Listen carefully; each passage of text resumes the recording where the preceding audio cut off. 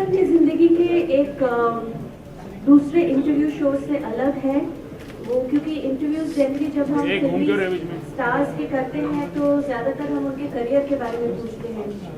जब हमने ये शो को कंसीव किया था तो हमने यही सोच के इसकी शुरुआत की थी कि it will be about the person, the interpersonal relationships, the human being, the art, and just about. And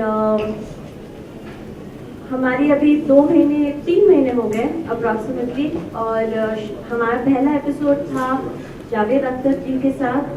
फिर आई वाज लकी कि लता मंगेशकर जी के साथ मैंने बातचीत की, और सबसे अच्छी बात थी कि हर शो के बाद हर आर्टिस्ट ने सिर्फ एक ही बात कही मुझसे कि हमने इससे पहले इस तरह से किसी से बात नहीं की है, इतना दिल खोल के साफ दिल से अपने पर्सनल चीज़ें हमने किसी के साथ शेयर नहीं की है।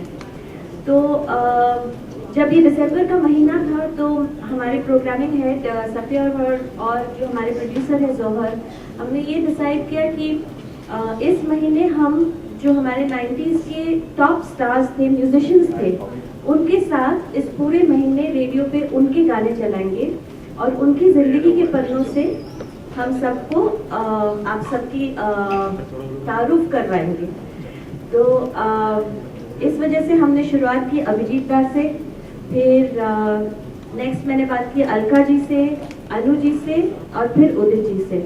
तो इस साल की शुरुआत में हमने सोचा कि साथ में पहली बार रेडियो पे ऐसा कभी नहीं हुआ है, मेरे ख्याल से कभी किसी टेलीविजन शो पे भी ऐसे नहीं हुआ है कि इतने बड़े म्यूजिशियंस साथ में, हाँ डेफिनेटली जजेस बन के शायद वो लोग आए होंगे, पर कभी साथ बैठ के आपस में जैसे एक ड्राइंग रूम में बैठ के गपशप कर रहे हो, पुरानी बातों को शेयर कर रहे हो, कभी नोक झोंक भी हो जाएगी शायद जब बात करेंगे, तो वो मज़ा हम उठाना चाहते थे, उसको शेयर करना चाहते थे। इस वजह से हमने ये एपिसोड प्लान किया है। और तो I would like to introduce Anu Malik ji पहले, अलका जी, अभिजीत दा, जी। अनु जी, आपने शायद बहुत सारे थोड़ा अंदर आइए। आप लोग इतने सीनियर्स हैं, आप लोग मतलब मेरे लिए तो ये पहला अवसर है कि मैं ऐसे कुछ कर रही हूँ। What was your experience? You've done so many interviews, but when you did this interview, what did you feel? देखिए,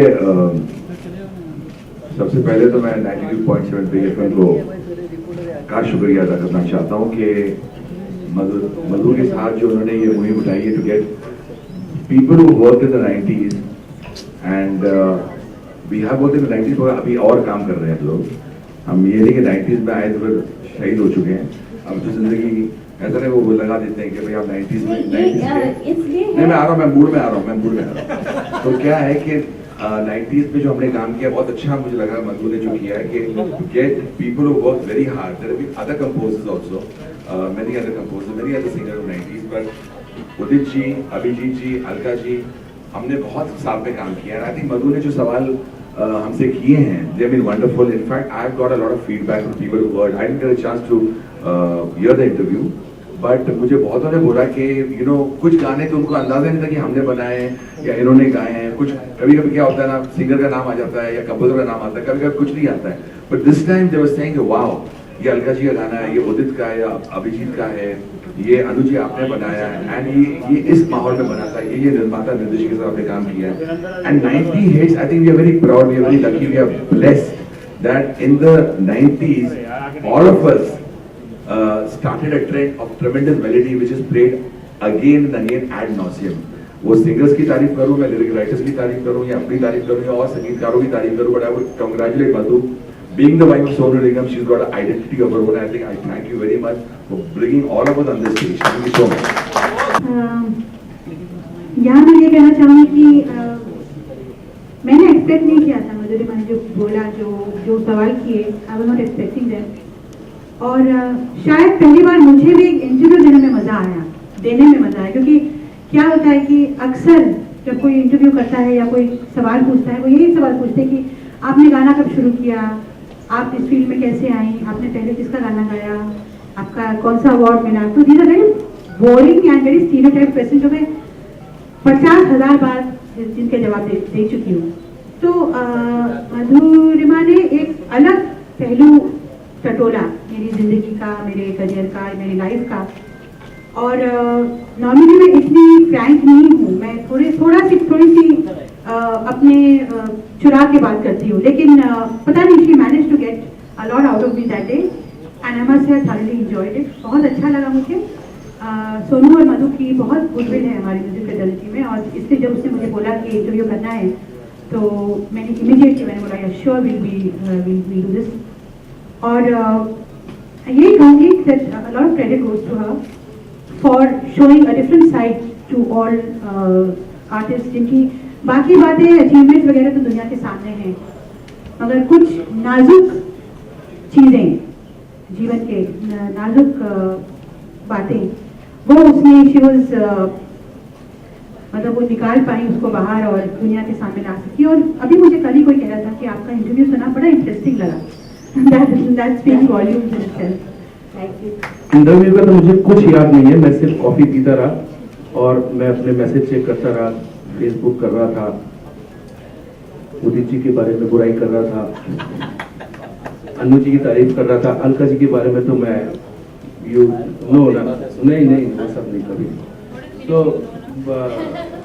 मुझे इंटरव्यू का कुछ याद नहीं है, लेकिन एक चीज बताऊं कि अगर मैं इंस्पायर्ड हुआ हूं तो कुछ शख्स जो आज मेरे साथ मंच शेयर कर रहे हैं, जब मैंने अनु मल्लिक को एक नई शादी के बाद 1 BHK में 3 भाई, उनकी वाइफ, नई शादी हुई, उनके माताजी पिताजी सरदार मल्लिक और आंटी, सबको एक जगह नॉर्थ बॉम्बे सोसाइटी में मैंने देखा, एक अच्छे भले परिवार से खाता पीता परिवार, उसके बावजूद जो स्ट्रगल करते हुए देखा, गिरना उठना गिरना उठना गिरना उठना।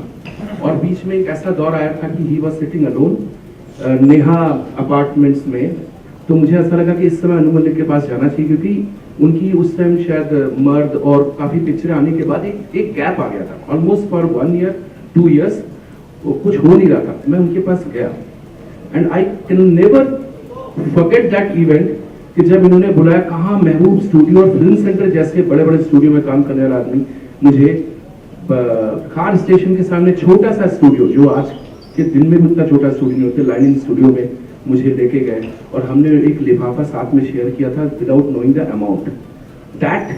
वहां से क्या होता है कि गाना नहीं सीखते हम, वहां से इंस्पायर्ड होते हैं कि जिंदगी कैसे जी जाती बनने के बाद, बिगड़ने के बाद भी जिंदगी को कैसे, उसके बाद वो आदमी जो चला है। तो डोंट से 90s, इनका जिंदगी का सबसे सुपर हिट एंड शाहरुख की जिंदगी का सबसे सुपर हिट म्यूजिक मैं हूं ना, विच वॉज इन 2005। उसके बाद ट्रेंड शुरू हुआ, अलग ट्रेंड शुरू हुआ, एक फ्यूजन का ट्रेंड शुरू हुआ। तो हमको किसी को भी आप लोग 90s में मत लाइएगा, वी आर टू यंग। हम लोग 2007 2010 तक काम किया हम लोगों ने। अलका जी तो अभी न्यू कमर, इनकी कमर देखिए कितनी पतली है। अच्छा, एक तारीख अब रोजी जी की थोड़ी बुराई कर दो। हमने साथ में शुरू किया, बैंड्रा स्टेशन के सामने मिलते थे। लक्ष्मीकांत प्यारेलाल जी में से लक्ष्मीकांत कभी मिलते ही नहीं थे, कभी नहीं मिलते थे, स्ट्रगल कितना भी कर लो। लेकिन डोर होती थी लक्ष्मीकांत जी के पास, वो चांस नहीं देते थे।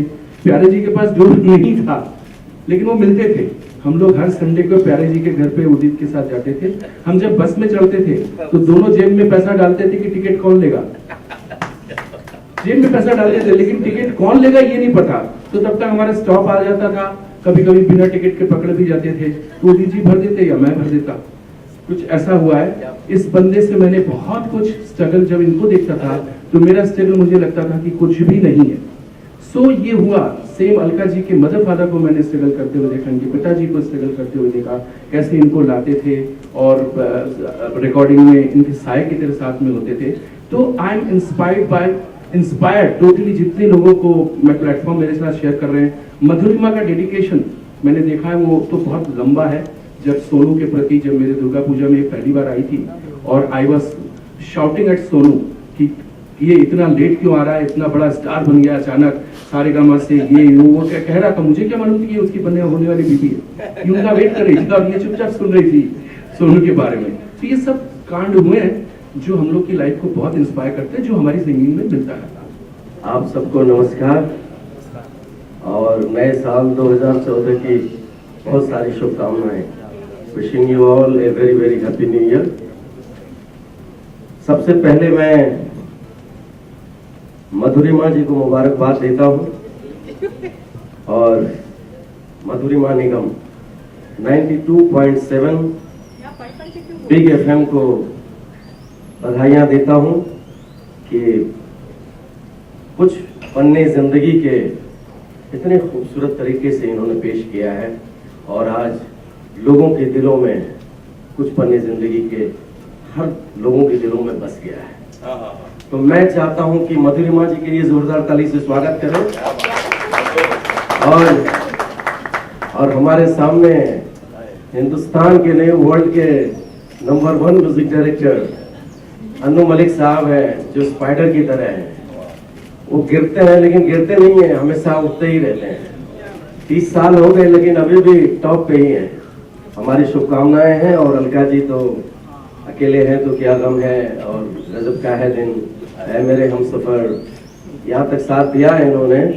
और दादा जो है हमारे अभिजीत था, सच कहा इन्होंने, बहुत प्यारा इंसान है, बहुत प्यारे हैं, मैं जरूर बनूंगा।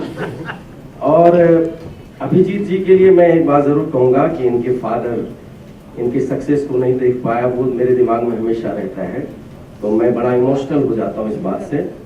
ठीक है, सबकी जिंदगी में कुछ पन्ने होते हैं, लेकिन जिंदगी में वाकई बहुत पन्ने होते हैं जब तक आदमी जीता है। लेकिन एक पन्ने में मधुरिमा जी ने मुझे भी संभाला, समेटा, मैं बहुत खुश हूँ। और इन्होंने जो इंटरव्यू लिया, बहुत गजब का इंटरव्यू लिया। जो बात छुपे हुए रहते हैं कई बार, वो सामने नहीं आता, उनको भी इन्होंने जागृत किया और लोगों तक पहुंचाया। बहुत अच्छा लगा मुझे, बहुत बहुत थैंक यू।